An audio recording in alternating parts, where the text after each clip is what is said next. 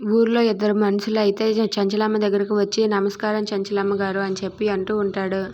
దాంతో చంచలమ్మ అయితే నమస్కారం ఏంటి చెప్పండి అంటే, అమ్మగారు మీ దగ్గరికి మాకు ఒక సమస్య వచ్చిందని వచ్చాము, కానీ మధ్యలోనే మాకు పరిష్కారం దొరికింది, మేమిప్పుడు బాగానే ఉన్నాం అమ్మగారు అని చెప్పి అంటూ ఉంటాడు. అది వినగానే అక్కడ ఉన్న సింధూర అయితే అత్తమ్మ అని చెప్పి అక్కడికి వెళ్తుంది. ఇంతలో అక్కడ ఉన్న చంచలమ్మ అయితే మీ సమస్యకి ఎవరు పరిష్కారం చూపించారని చెప్పి అంటూ ఉంటుంది.